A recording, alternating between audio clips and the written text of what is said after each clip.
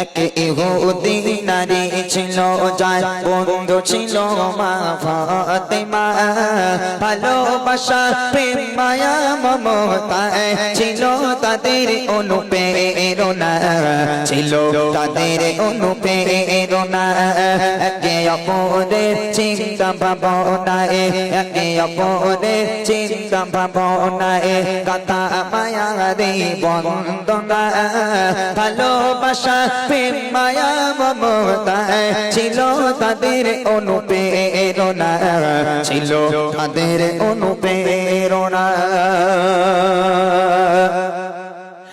এক তারিখে ইহুদি মেয়ের বিয়ে হবে দিন ঠিক হলো মেয়ের পিতা একে একে সব প্রিয়জনেদের দাওয়াত দিল এক তারিখে ইহুদি মেয়ের বিয়ে হবে দিন ঠিক হলো মেয়ের পিতা একে একে সব প্রিয়জনেদের দাওয়াত দিল প্রিয়জনেদের দাওয়াত দিল মেয়ে বলে দাওয়াত দিয়ে শো মেয়ে বলে দাওয়াত দিয়ে শো আমার বান্ধবী ফাতেমা না এলে সে আমার বাড়ি এ বিয়ে আমি করব না এ বিয়ে আমি করব না এক ইহুদি নারী ছিল যার বন্ধু ছিল মা ফাতেমা ভালোবাসা প্রেম মায়া মমতায় ছিল তাদের অনুপ্রেরণা ছিল তাদের অনুপ্রেরণা মেয়েদের জেদ একটু বেশি হয় মেয়েরা যদি জেদ করে আব্বা আমার এটা লাগবে তো দিতেই হবে ছেলেরা যদি জেদ করে মেয়েটারেও বার করে দেওয়া যায় কিন্তু মেয়েরা যদি জেদ করে মারতে পারে বাপ হ্যাঁ আব্বা আমার কালো এটা লাগবে তাই এনে দিতেই হবে নইলে বাপ রে বাপ ও যা বাড়িতে করবে একদম সারা এলাকার মানুষ জানতে পারে যে ওর বাড়ি একাই মেয়ে আছে এখানে যে মেয়েগুলো আছে তোমরা রাগ করো না যেন খবরদার তো আম্মাজান ফাতেমা ইহুদি নারীর বেস্ট ফ্রেন্ড তখন রাজা বলছে মা তুই রাজার বাড়িতে মানুষ তোর বিয়েতে কত নামি দামি রাজা বাচ্চার মেয়েরা আসবে কত দামি দামি পোশাক পরে আসবে একটাবার চিন্তা করে দেখ ওই গরিব ভিখারি ফকিরিনী ফাতেমা যে ফাতেমার খাওয়া হয় না পরনে একটা মাত্র কাপড় আবার ছেঁড়া কাপড় ওই পরনে একটা ওই ছেঁড়া কাপড় পরে যদি আমার রাজপ্রাসাদে আসে মান সম্মান থাকবে আমার আমার রাজার বাড়ির মান সম্মান চলে যাবে আমি পারবো না আমি ফাতেমাকে দাওয়াত দিতে মেয়ে বলছে আব্বা তুমি যদি রাজা হও তোমার মেয়ে আমি জেদ যদি তোমার থাকে এ জেদ কিন্তু আমারও আছে যদি আমার বান্ধবী ফাতেমা আমার বিয়েতে না আসে এ বিয়ে আমি করবো না কি করার আছে তুমি করো তখন রাজা রেগে গেল রেগে গিয়ে মেয়েকে কি বলছে দেখেন আসবে বড় বড় রাজা বাদশাহ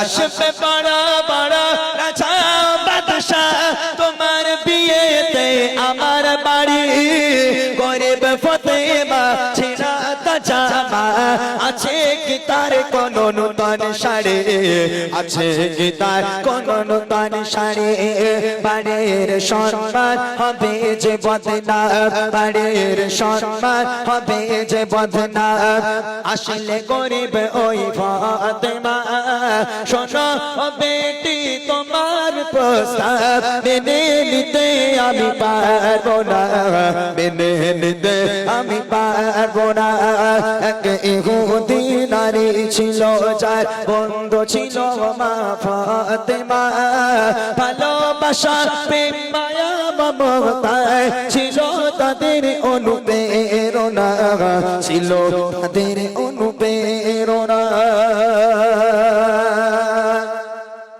বাপ হেরে গেল এর টোন দাও বাপ হেরে গেল মেয়ের জেদের কাছে বাপ পারলো না তবে রাজা হেরে গিয়ে একটা কথা বললো মা তোর বান্ধবী ফাতেমাকে আমি দাওয়াত দেবো আমার কোনো আপত্তি নেই তবে একটা শর্ত কি শর্ত না আমার বাড়িতে যে সমস্ত রাজার মেয়েরা আসবে দামি দামি পোশাক পরে যে লেভেলের পোশাক পরে আমার রাজপ্রাসাদে রাজার মেয়েরা আসবে তোর বান্ধবী ফাতেমাকে বল যদি ওই রকম দামি দামি পোশাক পরে যদি আমার রাজপ্রাসাদে আসতে পারে তাহলে এন্ট্রি আছে আর যদি গরিব ফাতেমা ফকিরের হালাতে ভিখারির হালাতে যদি আমার বাড়িতে এসেছে আমি অপমান করে তাড়িয়ে দেব বল তোর ফাতেমাকে তখন তো ফোন টোন ছিল না ইহুদি নারী চিঠি লিখলো, চিঠি লিখে ফাতেমার কাছে পাঠিয়ে দিল, বাবু এই ব্যাপার, আগামীকাল আমার বিয়ে, আমার বাপ কোনো মতে রাজি হয় না, খুব কষ্ট করে রাজি করিয়েছি, তবে আমার বিয়েতে তোমাকে আসতে হবে। ফাতেমা বাবু তুমি যদি আমার বিয়েতে না আসো আমি কিন্তু বিয়ে করব না, তোমাকে আসতেই হবে। এখন আম্মাজান ফাতেমা হাসতে হাসতে দাওয়াত কবুল করে নিল, ঠিক আছে যদি আমি ফাতেমা, আমাকে যদি আল্লাহ পাক বাঁচিয়ে রাখে আমি তোমার বিয়েতে যাবো ইনশাআল্লাহ। আম্মাজান ফাতেমা দাওয়াত কবুল করে নিল। এখন নূতন পোশাক পরে যাবে বলেছে, কবুল করেছে মানে ফাতেমার কথা খিলাফ হবে না, যেতেই হবে। সন্ধ্যা নেমে এলো, রাত নেমে এলো, আম্মাজান ফাতেমা এবারে নামাজের পাটি ফেলে আল্লাহর কাছে সিজদায় পড়ে কাঁদতে লেগে গেল, আল্লাহ আমি আমার বান্ধবীকে কথা দিয়েছি, আল্লাহ বিয়ে বাড়ি যাব, তার বিয়েতে যাব, আল্লাহ তুমি একটা ব্যবস্থা করে দাও।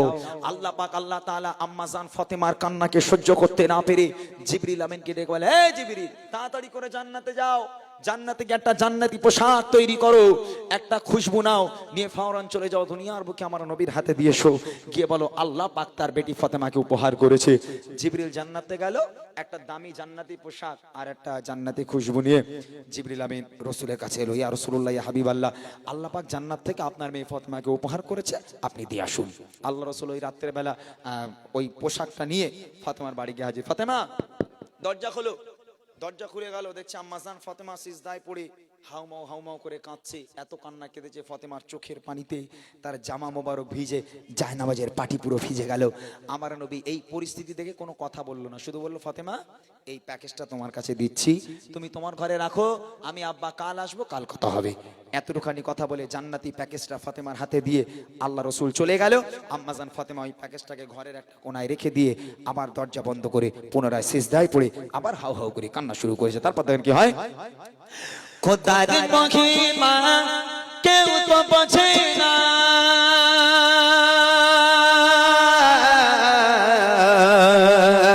খোদার মহিমা কেউ তো বোঝে না, জিবরিল এলো মোর নবীর কাছে, জান্নাত হতে সে কিছু সামানাত দিয়ে গেল মোর নবীর হাতে, দিয়ে গেল মোর নবীর হাতে।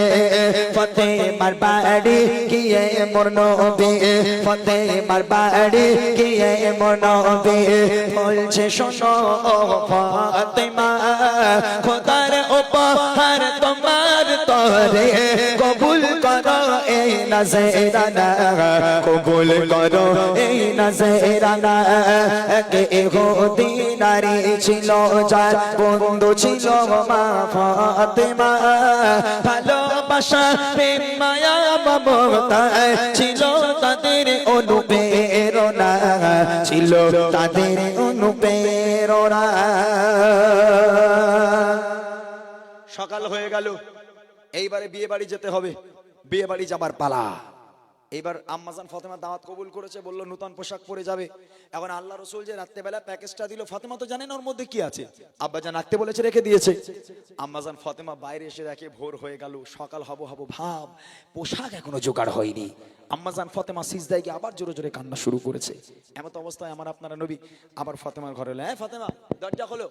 দরজা খুলে গেল, আম্মাজান ফাতেমার সামনে দাঁড়িয়ে আছে, ছলো ছলো নয়ন নিয়ে আব্বার দিকে তাকিয়ে আছে। আমার নবী বুঝতে পারলো, ফাতেমাকে বললো, ফাতেমা কালকে যে প্যাকেজটা তোমার হাতে দিয়েছিলাম তুমি কি খুলে দেখেছো? ফাতেমা বলছে, আব্বা আপনি তো খুলতে বলেননি, আপনি বলেছেন ফাতেমা রেখে দাও, আমি আমার ঘরে রেখে দিয়েছি, খুলিনি। বলে নিয়ে এসো। প্যাকেজটাকে নিয়ে আসা হলো, আল্লাহ রাসূল বলছে, ফাতেমা খুলে দেখো তোর মধ্যে কি আছে। প্যাকেজটাকে খোলা হলো, খোলার পর আম্মাজান ফাতেমা দেখছে আল্লাহ পাক আল্লাহ তাআলা জান্নাত থেকে আম্মাজান ফাতেমার জন্য পৃথিবীর বুকের সবচেয়ে দামি একটা পোশাক আর পৃথিবীর বুকের সবচেয়ে দামি একটা খুশবু আল্লাহ পাক জান্নাত থেকে আম্মাজান ফাতেমাকে উপহার করেছে। জোরে বলুন না সুবহানাল্লাহ। সারাটা রাত কেটেছে। ধরে নেন এখানকার কোন একটা মেয়ে বিয়ে বাড়ি যাবে, একটা বড় লোকের মেয়ে, তার বান্ধবী বড় লোক, বিয়ে তার বিয়ে বড় লোকের বিয়ে, যেমন তেমন পোশাক পরে গেলে তো হবে না। এখন সারা রাত বাপের কাছে কেঁদেছে, বাবা আমার একটা দামি পোশাক কিনে দাও। এখন আব্বা হয়তো পোশাকটা রাত্রেবেলায় নিয়ে এসেছে কিন্তু মেয়েকে বলেনি। মেয়ে সকালে উঠে আব্বার কাছে গিয়ে কাঁদছে, আব্বা কেন আমাকে দাওনি, আমি বিয়ে বাড়ি যাবো। আচ্ছা এই পোশাকটা যখন বাপ ওর সামনে দেখাবে, মেয়েটা সে খুশি আর কি মানে সহ্য করতে পারবে? তো আম্মাজান ফাতেমা ওই প্যাকেজ দেখে এত খুশি হয়েছে, তাড়াতাড়ি করে গোসল করে ফ্রেশ হয়ে যখন জান্নাতি পোশাক পরেছে, খুশবুটা লাগিয়েছে, আব্বাকে বলছে, আব্বা আপনি আমাকে বিদায় দেন, আমি আর বিলম্ব করব না, বান্ধবীর বিয়েতে যাব। আল্লাহ রসুল বলছে, ফাতেমা যাচ্ছ যাও, দুটো কথা খেয়াল রাখবে, কোনো পরপুরুষ যেন তোমার চেহারা দেখতে না পায়।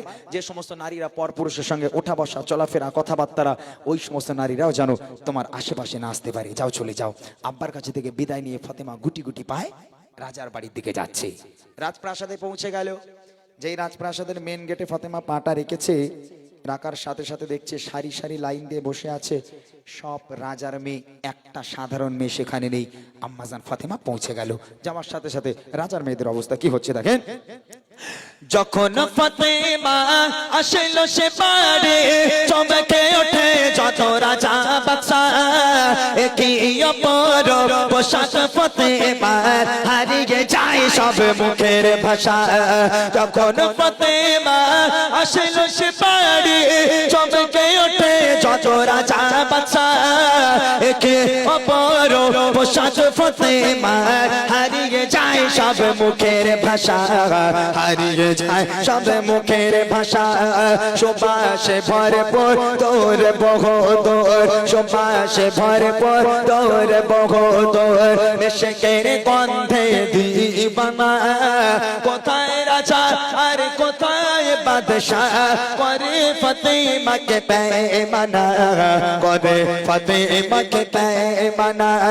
এক ইহুদি নারী ছিল যার বন্ধু ছিল মা ফাতেমা, ভালোবাসা প্রেম মায়া মমতা ছিল তাদের অনুপ্রেরণা, ছিল তাদের অনুপ্রেরণা।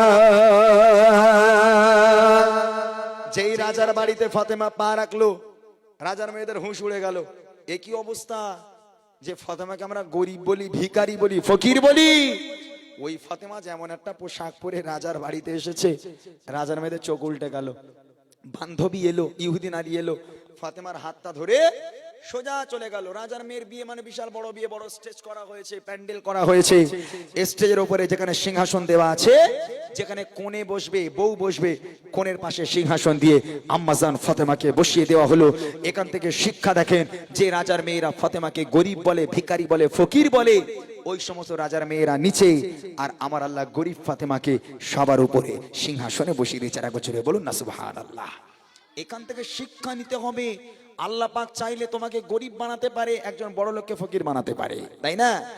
একটা রাজার মেয়ে ফাতেমার গায়ে টাচ করে বসেছিল।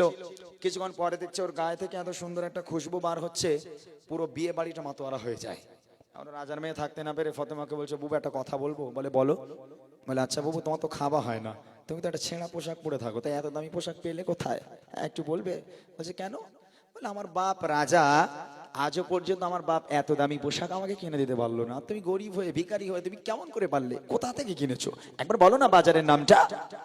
আম্মাজান ফাতেমা মুচকি মুচকি হাসছে আর মনে মনে করছে, সুযোগ পেয়েছি বেটা, তোদের সব কটা নাচ কলমা পড়াবো। জান্নাতের রানী তো এমনি এমনি নয়। আম্মাজান ফাতেমা বুদ্ধি খাটিয়ে কত সুন্দর করে রাজার মেয়েদের বাজারে যাওয়ার ঠিকানা, কোন পথ দিয়ে বাজারে যেতে হবে, বাজারটা কোথায়, দোকানটা কোথায়, দোকানের মালিককে, দোকানের সেলসম্যানকে কত সুন্দর করে রাজার মেয়েদের বোঝাচ্ছে। দেখেন, দোকানের মালিক আল্লাহ তাআলা পৌঁছে জানে তার জিবরিল আমিন, সেই দোকানে যাবার সুবর ইহদিনাস সিরাতাল মুস্তাকিম। বাজারে যাওয়ার ঠিকানা শুধু রাজার মেয়েদের জন্য নয়, এই গ্রামের মেয়েদের জন্য। মায়েরা, এই রকম পোশাক তুমি ওই কাজীপাড়া বাজারে গিয়ে পাবে না, বারাসাতে গিয়ে পাবে না, স্টার মলে গেলে তুমি পাবে না। আম্মাজান ফাতেমা বাজারের ঠিকানা দিয়ে দিচ্ছে, ইহদিনাস সিরাতাল মুস্তাকিমের পথ ধরো, বাজার পেয়ে যাবে। বাজারটা হলো জান্নাত, জান্নাতে চলে যাও, দোকান পেয়ে যাবে, যে দোকানের মালিক হলো আমার আল্লাহ, আর আল্লাহকে পেয়ে যাও, পৃথিবীর বুকে সব দামি জিনিস তুমি পেয়ে যাবে।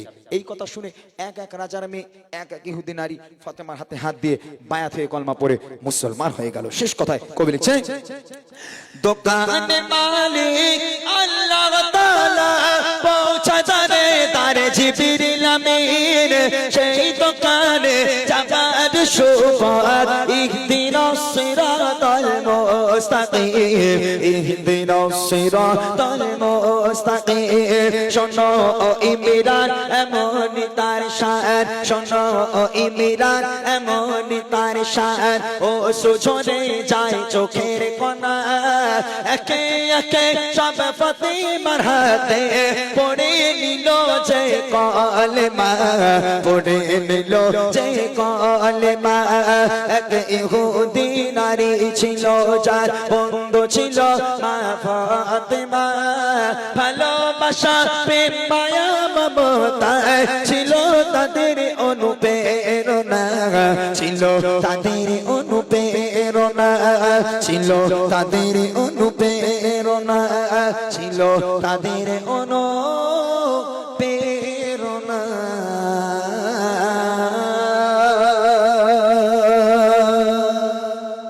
মাশাআল্লাহ, খুব সুন্দর কালাম, পুরনো কালাম তবুও ভালো লাগে।